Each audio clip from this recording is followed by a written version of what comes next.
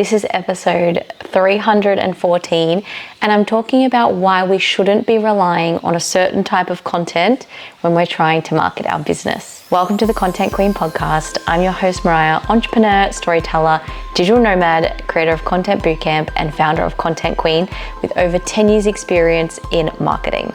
This podcast is here to help you create your ideal marketing plan by blending storytelling and strategy. So let's get into it. Hello gang, how are we all? Okay, so why you shouldn't post this type of content? I'm talking about the dramatic content. So not every story has to be intense to be meaningful. I think sometimes in this online space, we feel this pressure to be big emotions, big reveals, this dramatic energy, because yes, it is a performative platform. But actually what I've seen is the most powerful content and the stuff that actually works isn't always that type of content. And that's what I'm going to go through today and share with you some things you can do to reflect on what you're currently posting and how you can stop yourself getting stuck in this cycle of feeling like you have to be a story topper, right? You always have to top yourself with a better story or a better piece of content. That's content creation. And whilst content creation is an element of our business, and really it's about balancing our energy and our efforts. So in my opinion, if you are having the right balance, you're not always relying on these kind of viral moments or, oh, once I get this like big post, my business will be changed forever, because it's not always the case. People with massive followings, massive engagements don't always sell, they just entertain. But yes, we do have to have that top of funnel content. Over the years, I've seen us go too heavy in the bottom funnel where we're sell, and not creating that top of funnel to bring more people in. And then I've seen the other way where we're always just posting or looking for these viral moments that is gonna make or break our business, and it doesn't often happen. And selling doesn't have to be that direct way of selling. It can be a balance of connecting and entertaining in a way that's going to engage your audience. The biggest thing in this is like, what does my audience engage with? And I'm gonna talk about it from a lens of, a lot of times we often create content that does attract likes and engagement and views, but it might not be the right people. So it's really understanding your audience in this. But social media is making us really obsessed with the dopamine hit, right? We want the likes, and that's just normal. That's just how it is, right? That the social media platforms know exactly how to attract us, and their business model is to get you on the platform, engaging, using it, because that's how they make money, right? It's all a cycle. But you're here and we're here to change lives with our product or service. So it's important to remember that. That's why I'm on this platform. That's why I'm here. And it might not be that social media platform is necessarily here to directly convert the person straight away, but it is here to create community and to create that engagement. So having that balance of content is so important.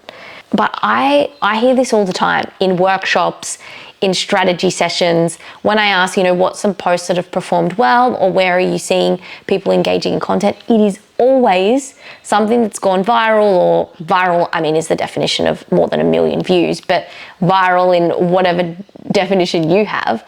They're like, oh, it was this like funny video of, I actually had someone say in their property they had a chicken or a hen loose in the yard and it was running around, and they posted on socials, and of course it got loads of engagement. Then what happens is we get into this cycle of always feeling like we have to create these viral moments. Like I've just got to keep creating those and then everything will be fine. But remember, it goes deeper than the likes and the views. And I'm going to touch on that in this episode. So I've got kind of 4 points that I want to touch on. That's going to really help you change and see the way that you view your marketing and the way you're showing up on your socials, especially socials. Because that's where those dramatic viral moments come from. So point 1, dramatic content gets engagement, but it doesn't always create trust. Let that sink in for a minute, because yes, dramatic posts spike comments. I saw one today. Were the comments good? No. Did that creator put themselves in a case of nearly being sued for defamation? Yes. So yes, it spikes comments. Yes, it creates emotion and controversy. that can go viral. And yes, people are drawn to that intensity. Like as humans, we naturally want to hear the gossip or the stories, right? It's just how we are. It's our nature, right? It comes back from years and years of history on being attracted by dramatic stories. But is it sustainable for you? Does it build that long-lasting connection? Does it bring in aligned clients, aligned customers? Or does it just create noise? Now, you have to answer these questions specifically for the content you're putting out and for the marketing efforts that you're doing. I'm just having this platform to get you to think about it, because the answer is sometimes yes, and the answer is sometimes no. It's your call on your audience and your call on your content. And you should feel inspired and empowered to be able to make that call. Yes, there are experts in marketing, but you're the expert of your business, so trust yourself. But there are a few metrics that I want to go through that are going to help you go, okay, yes, that worked. No, that didn't work. But also understanding what is the intent of that specific post. Sometimes it's not always for conversion, website traffic, but it could be for profile visits, follows, etc. The saves, shares, the metrics on social media that you want to focus on over likes and comments. So website traffic, do you have a spike after posting? If yes, what pages do they look at? Now, when I say spike, it doesn't have to be hundreds of thousands of people. It's just like, do you see an increase versus a day that you posted something different or a day you didn't post at all? If the answer is yes, of course, look at those pages that maybe had that where they went. If they just went to your homepage and didn't go anywhere else, or they went to the exact page you asked them, great. I've had clients that go, oh yeah, when we posted about my services, people clicked the link in bio and went to the services. And I think sometimes we don't trust that because it can be a bit of a process, and of course it takes time.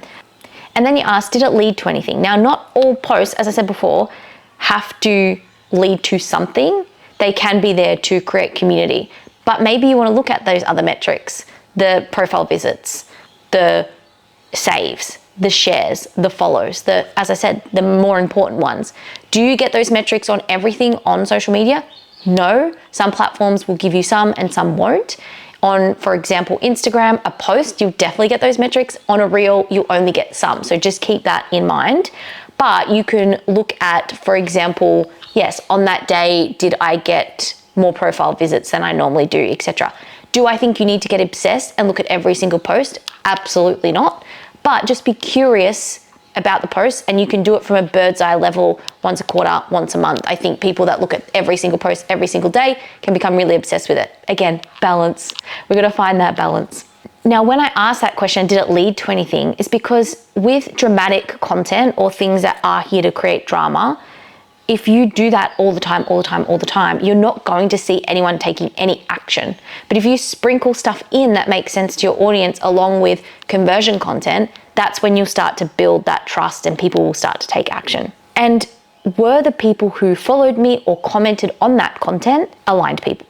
Would they sign up to my email list? Would they buy from me? Would they engage in my community? Because sometimes, no. Sometimes we'll get a whole heap of trolls, keyboard warriors, people that, yeah, it's really not worth it. So when you are creating that content, yes, your dopamine hit is going to be like, yeah, we need to create more of this. This is amazing. But if you go back through and look at it honestly, you might go, it's actually not benefiting my business. It's just benefiting my ego. So I use the analogy of when you are creating your social content, you want to be talking to the person next to you. That intimate conversation that is going to create that relationship with the person on the other end. You don't want to just shout to a room of everybody. Think about a networking event or a party you go to. You're always going to gravitate to the people that you resonate with and are like-minded. It is the same with your social media. If you are shouting to the masses and to a crowded room, you're probably not going to be heard at the level that you want to be heard. And you're just going to be having followers, not fans. So remember that. Point 2, the content that converts is often the quiet stuff. It's not shouting to that room. It is very intentional. It is very, oh my God, I felt like you were speaking to me type content. Content that gets visits to your website, to your social media profiles, is when you share what you're doing and how you do it. So expanding to behind the scenes, client work, case studies, processes, what you've built, what you're launching, how you're doing it. That's the stuff that people, your thought leadership, your expertise, that trust building content that people know that person is a business owner, they know what they're doing, as opposed to that person is an influencer, they are a content creator. Again, it all comes in balance, but if you're leaning too much on this side, people don't know what you do. They don't really get it and they don't know how you can help them. I see some people creating some great content out there and really shaking up their industry, but they're not sharing how they can help you. And that's the difference, because the boring posts, the things that don't get as much engagement, are the things that are clear, practical, building trust, friendly for SEO when people are searching for you, and they're shareable in different ways. They're shareable in the way of, hey, you told me that you needed some new skincare. I saw this looks pretty cool because I can see the process of how it's made, or I understand what the ingredients are, right? That's the difference. Real connection isn't always built from those dramatic stories. And often, sometimes the dramatic content has zero to do with your business. And I'm going to keep talking about that in a second. But it is built on the consistent stuff that you're sharing honestly of what you're creating and you truly believe in it. You know, these past few weeks I've been talking about consistency means nothing if you don't believe in what you do. Showing the behind the scenes, the client work, the process, what you're building is believing in what you're doing. It's showing people it's not just the fluffy stuff. So I have seen this recently. I had a conversation literally on Friday with a client that I'm working with, and they have a CMO, fractional CMO. And we had a post that needed to go out, but it hadn't been approved. So we wanted to get it out because it was timely, and it was a Friday afternoon. Now, we had this belief that the content didn't perform well on a Friday. Why?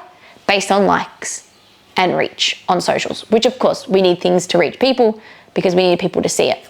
But she said, well, we just have to post it. Last week's flopped.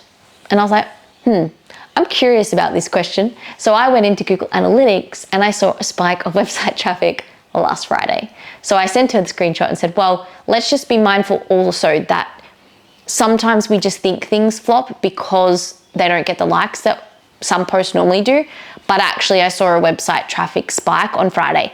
Is it always directly related to that post? We don't often know, especially because it was on LinkedIn. LinkedIn don't give you those stats, which is annoying. But yes, we saw at least a spike of engagement on their website. That to me is a great indicator of posting. Do I think we should post every Friday afternoon? No, but it's just going to show what we're looking at. I've seen this with a client I worked with years ago. We did a post on her retreat. It was an image carousel with details on the retreat. Very intentional of this is for you if da da da. Didn't get as many likes as her normal post would, so she made a comment about that, and I sent back the screenshot of the website taps. 37 taps to her website. That's a metric I'm looking at. So you get to see and understand that the stuff that matters isn't always really dramatic, high engaging stuff. Point 3, drama can create dependency. And I've seen this a lot. So creating stories and drama for the sake of content really, and you get that engagement and you see that you're going to become reliant on that next hit. Again, dopamine hit. These platforms are addictive. But how can we make it so it's like, okay, come back. I'm a business owner. I'm a business owner. I'm a business owner. Repeat, repeat, repeat. So really, if we think about this, every post that is high emotion, your audience is going to be expecting that intensity. That is why influencers and content creators are able to grow quickly. They are creating that intensity. And it's interesting because the other day I was thinking, God, these influencers must be so worn out. Since 2020, I mean, there's been influencers from years and years ago, but since 2020, content became more dramatic, it became more accessible, and there was a lot of it. These influencers went massive. They've been now doing this, come on, 6 years.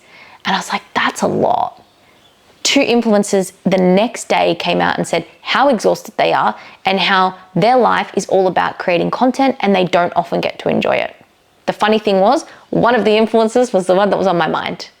So intensity is not sustainable. If you feel the pressure to keep topping yourself, you might exaggerate without meaning to and create something out of nothing. And you then can start to feel more exposed. You're starting to feel like you have to share things that you don't want to share. You burn out. I'm seeing it a lot. So when you do rely on this drama, it's not always drama because like it's just a dramatic story or something that is very high intensity, high vulnerability, then you forget the real connection and that it is built on growth of many things, not just you having to show up like a performer. Now with this, I'm not saying you should never post a vulnerable, raw, emotional story. Not the case. I have a client whose brand has been built on her story, her tragedy, which was unimaginable, right? Unimaginable tragedy. But she built something out of that tragedy that is powerful and impactful. But it also means we have to keep repeating and telling her story. Why? Because we did one time a post and we didn't give context on her story and the hate comments were crazy. So that was an example of not giving the right amount of context and going viral for the wrong reasons. But it also gave us some really good feedback on why we should keep sharing the story, because often sometimes repeating that story can feel dramatic and traumatic, and it is a tragedy, but it's important to give context.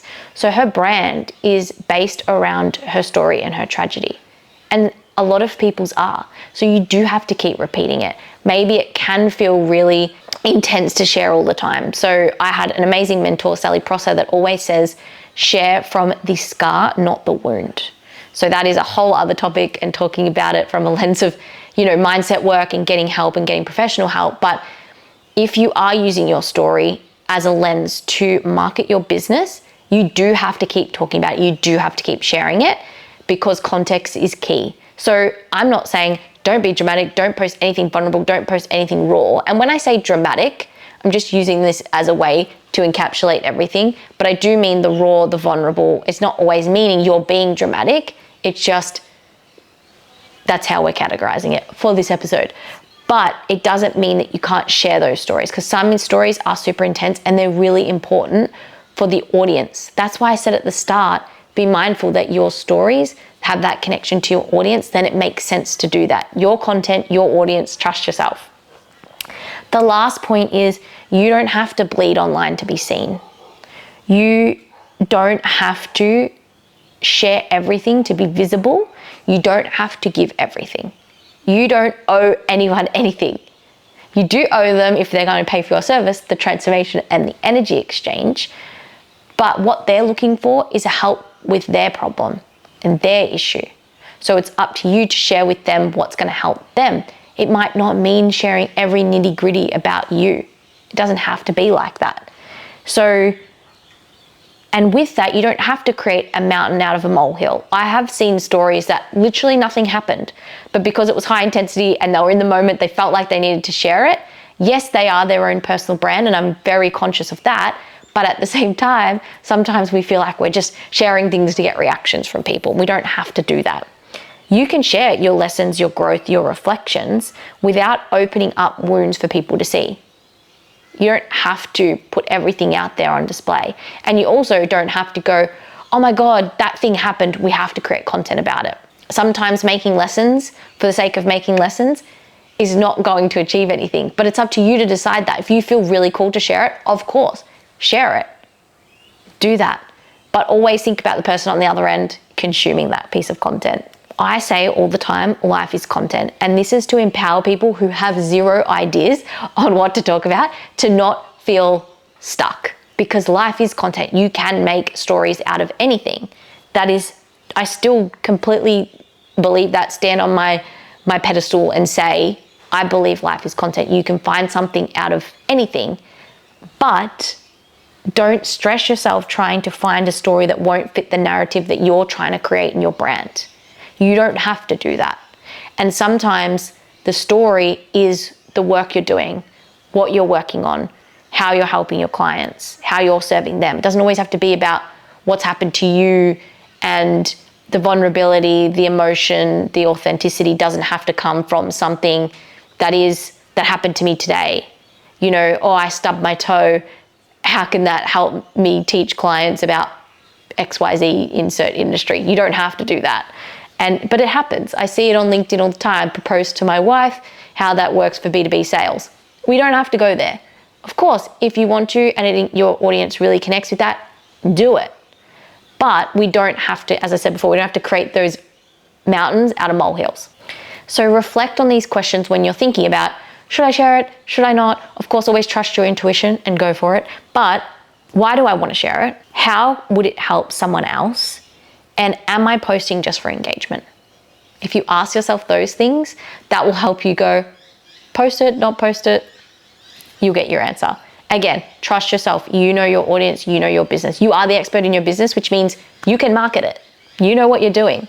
There's just some blockers in the way, which we've got some amazing guests around mindset coming up and into the future. So, keep listening for those.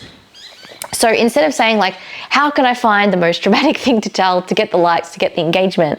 Ask yourself, what am I building? What am I learning? What am I creating? And what would generally help someone right now? And that's where your content becomes from a place of being authentic, of being raw and vulnerable without feeling like you have to share the most dramatic thing that happened today, which was you stubbed your toe. Maybe it might make a good Instagram story, but doesn't need to be this 5-part series, right? If you're creating content to create hype, to create that burst of energy, you will deplete your energy.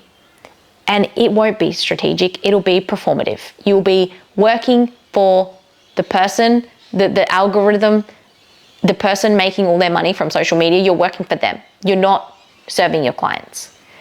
And it can be really hard to get out of that loop, but I hope this podcast has sparked engagement for that. If you're not in that, oh my God, I feel like I have to post and share everything mode, this might give you that confirmation that you needed to go, yeah, I don't need to have these dramatic stories all the time, or I don't need to be really raw, really vulnerable. I don't need to air out my dirty laundry. That example of that client that had a really tragic story and built her business, there is a lot she doesn't need to share. There are some things that, yes, she feels she wants to share because it's going to help her audience. But there are so many things that she's like, I don't need to share that. That is not important. You don't need chaos to be interesting. You don't need drama to be magnetic. All you need to do is help your audience find their clarity. Yes, they want to be entertained. Yes, they want to be engaged with. Yes, you want to build community. And yes, as I said, you need to be consistent, but you do that through the trust you have in what you have to offer. How infectious is it when you listen to a podcast, you hear a video, someone is so passionate about what they do, so deeply passionate that you're like, I want to buy everything for them. I have podcast guests that as I'm interviewing going, I think I need to work with this person because I can feel their energy and I can feel their passion. Work on that. Work on that and the stories will come naturally. You don't have to create stories out of nothing.